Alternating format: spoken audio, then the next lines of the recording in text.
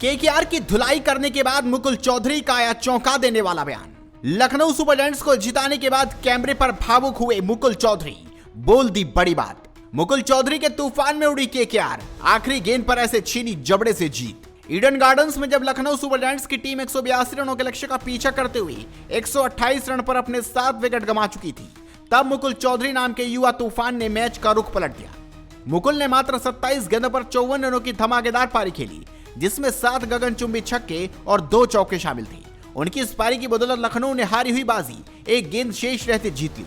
मुकुल को Lucknow super giants ने IPL 2026 की नीलामी में 2 करोड़ 60 लाख रुपए में खरीदा था, जहां उन्हें अपनी टीम में शामिल करने के लिए मुंबई इंडियंस और राजस्थान रॉयल्स के बीच जबरदस्त होड़ देखने को मिली थी।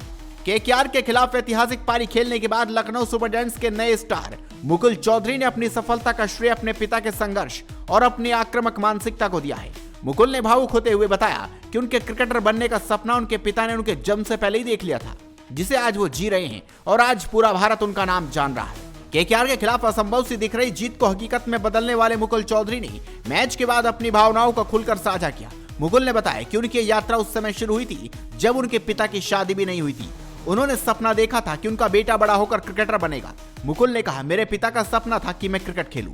मैंने एज ग्रुप लेवल से शुरुआत की, लेकिन सिक्किम में अच्छी एकेडमी नहीं थी, इसलिए मुझे दिल्ली और गुड़गांव में जाकर मैच खेलने पड़े, जिससे मुझे काफी मदद मिली। मुकुल ने उस पुराने मैच को याद किया जिसने उनके पिता के विश्वास को पक्का कर दिया। उन्होंने कहा, जब मैं यूपी के खिलाफ अंडर 19 मैच खेल रहा था, तब एक लो स्कोरिंग मैच था। मैंने वहां अच्छा योगदान दिया और तभी मेरे पिता जान गए थे कि मैं कुछ बड़ा करूंगा। वो मेरा केवल दूसरा मैच था। आज आईपीएल के बड़े मंच पर दबाव को लेकर मुकुल ने कहा कि भगवान ने मुझे मौका दिया है, दबाव तो होता, लेकिन ये खुद का नाम बनाने का एक बेहतरीन अवसर भी है।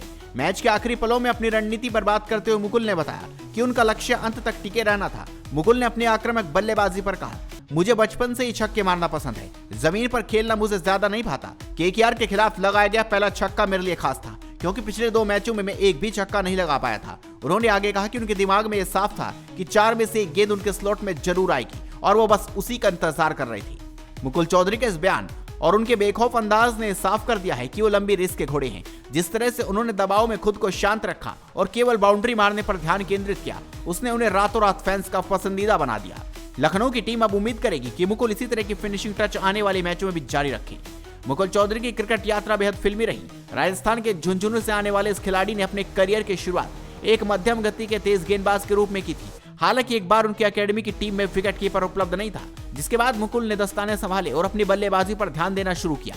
मुकुल उसी एकेडमी से निकले हैं जिसने कार्तिक शर्मा और 150 किलोमीटर प्रति घंटे की रफ्तार से गेंद फेंकने वाले अशोक शर्मा जैसे खिलाड़ी देश को दिए हैं।